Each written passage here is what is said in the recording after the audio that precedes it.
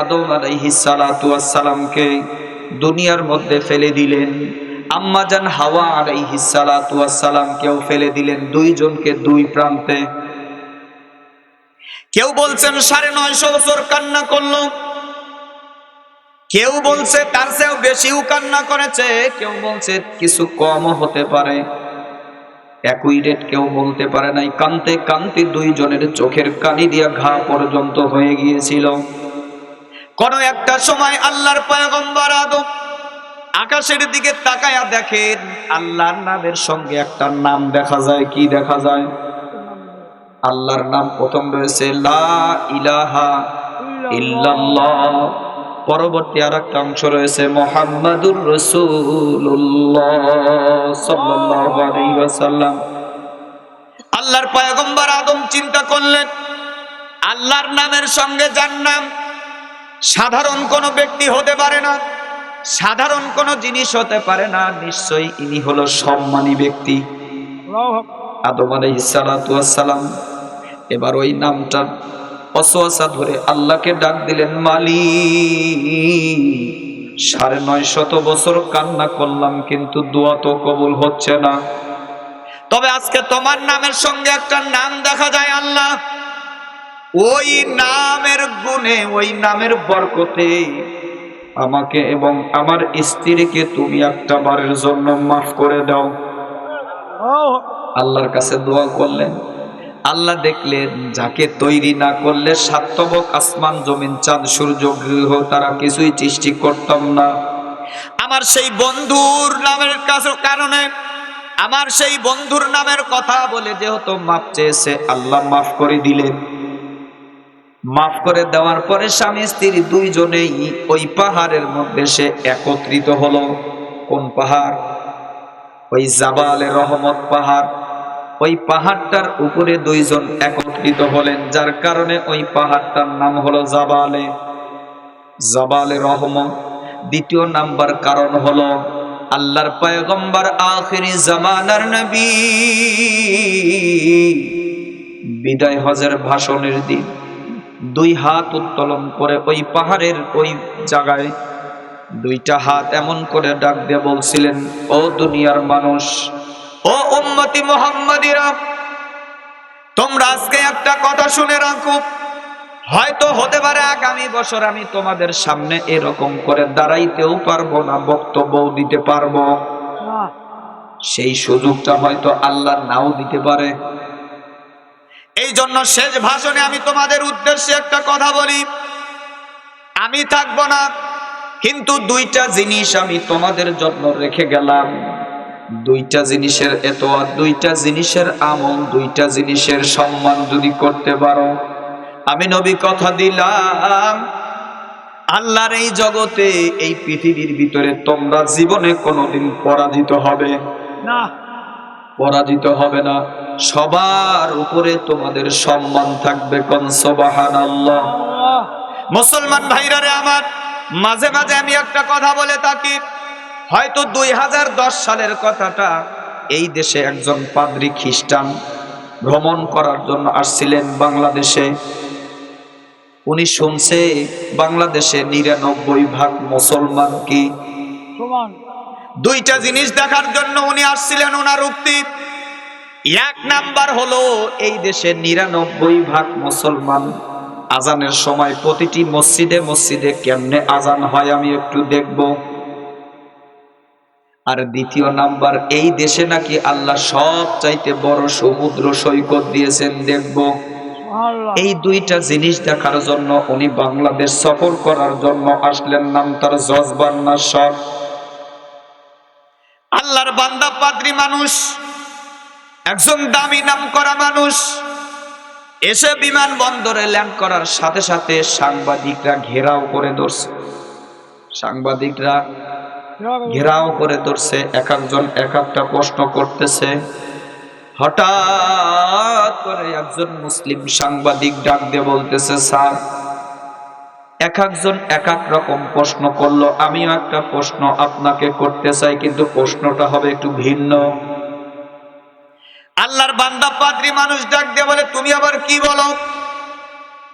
মুসলিম সাংবাদিকটা ডাক দিয়ে বলে, স্যার আমি দুইটা কথা আপনার কাছে জানতে চাই, আমি প্রশ্ন না জানতে চাই, জানার জন্য বলছি।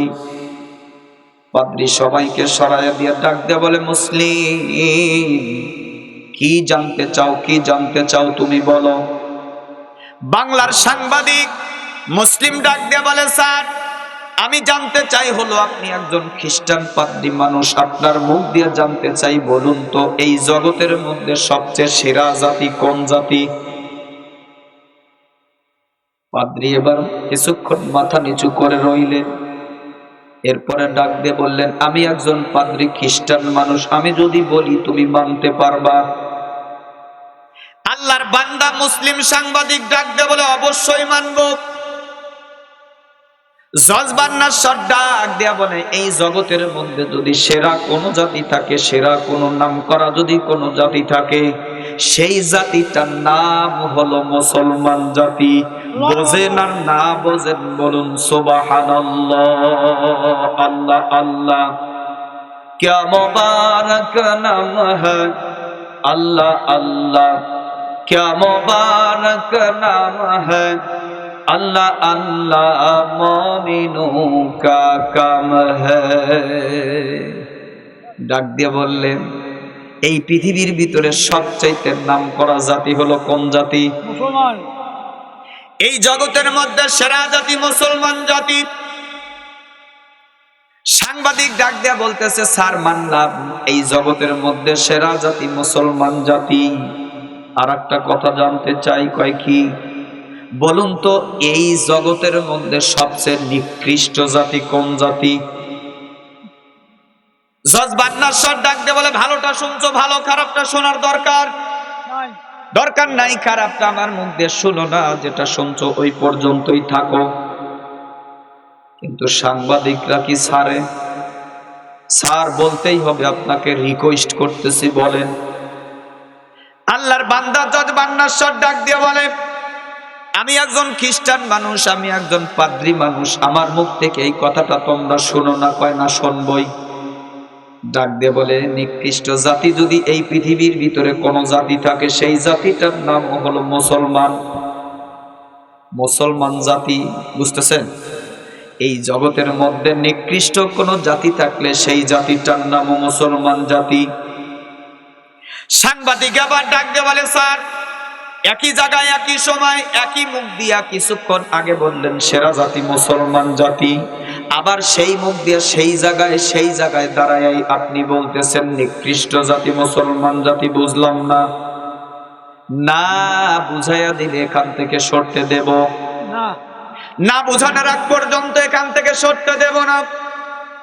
আল্লাহর বান্দা খ্রিস্টান পাদ্রী জজ বান্নার সর ডাক দিয়ে বলে, মুসলমান জাতি সেরা জাতি ততক্ষণ পর্যন্ত থাকবে যতক্ষণ না তাদের অন্তরের মধ্যে, তাদের দেহের ভিতরে আল্লাহর দেয়া 30টা পারা কোরআনুল কারীম থাকবে। নবী মুহাম্মদুর রাসূলুল্লাহ সাল্লাল্লাহু আলাইহি ওয়াসাল্লামের মুখ মিশ্রিত বাণীগুলো তারা আমল করবে এবং কাজে কর্মে তা ফুটায়া তুলবে। কোন সুবহানাল্লাহ। তার মানে দুইটা জিনিস, কোরআন এবং সুন্নাহ, কোরআন এবং হাদিস দুইটা জিনিসের আমল, দুইটা জিনিসের এতোয়াত, দুইটা জিনিসের ব্যবহার যদি তাদের মধ্যে থাকে, যতদিন পর্যন্ত থাকবে, যতদিন পর্যন্ত কোরআন হাদিস নিয়ে তারা জীবন চালাবে, যতদিন পর্যন্ত কোরআন হাদিস অনুযায়ী জীবন পরিচালনা করবে, ততদিন পর্যন্ত এই জগতের মধ্যে সেরা জাতি থাকবে মুসলমান জাতি। সুবহানাল্লাহ বলি।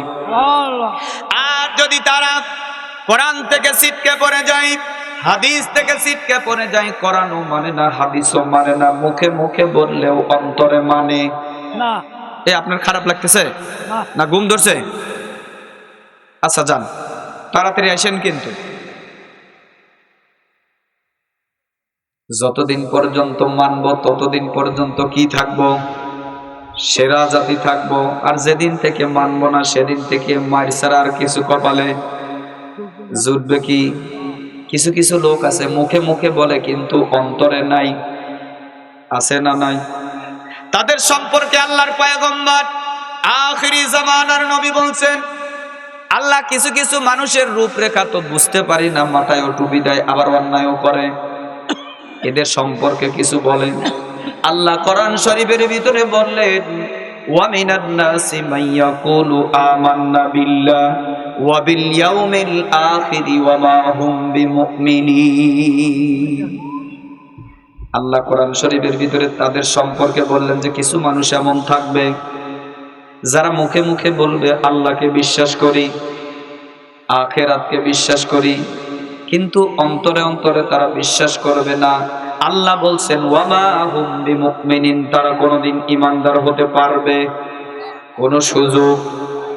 আল্লাহর নবী ডাক দিয়া বললেন, আল্লাহ এই লোকগুলোকে কেমনে চিনবো, কেমন করে এই লোকগুলোকে চিনবো? আল্লাহ ডাক দিয়া বললেন ওয়া ইজা লাকুল্লাযিনা আমানু, তাদেরকে চেনার উপায় আমি বলছি। সূরাতুল বাকারার মধ্যে আল্লাহ বলছেন ওয়া ইজা লাকুল্লাযিনা আমানু, তারা যখন ঈমানদারদের সাথে চলাফেরা করবে তখন বলবে ক্বালু আমান্না, আমরা ঈমানদার। কি বলবে? ঈমানদারদের সাথে যখন চলবে তখন বলবে আমরা ঈমানদার।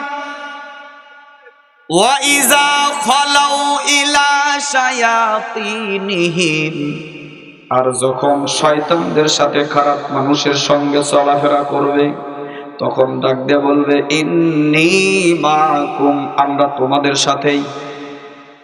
দুই জায়গায় বলবে তোমাদের সাথে, তার মানে সেই লোকটা কি? মুনাফিক। আল্লাহ তাদের সম্পর্কে বলছেন এরা মুনাফিক, এরা কাফের, মুশরিক, বেঈমান, এদের চাইতেও হিংস্র হবে। যাই হোক, আমি ওদিকে যেতে চাচ্ছি না। ছোট্ট একটা আয়াতে কারিমা আপনাদের সামনে তেলাওয়াত করেছি, দুটো কথা বলার চেষ্টা করব। আমি শুরুতেই একটা আয়াত তেলাওয়াত করেছি। আল্লাহ ডাক দিয়া বলছেন ইয়া আইয়ুহাল্লাযীনা আমানু তাকুল্লাহ হাক্কা তুকাতিহি ওয়া লা তামুতুন্না ইল্লা ওয়া আনতুম মুসলিমুন। বলেন আল্লাহু আকবার। এই আয়াতের ভিতরে আল্লাহ দুইটা দিক কথা বলেছেন। প্রথম নাম্বার হলো হে ঈমানদারগণ, তোমরা আল্লাহকে ভয় করার মতো ভয়। আর দ্বিতীয় হলো ওয়ালা তামুতুন্না ইল্লা ওয়া আনতুম মুসলিমুন, দ্বিতীয় অংশ হলো মুসলমান হওয়ার আগ পর্যন্ত কবরে আসিও।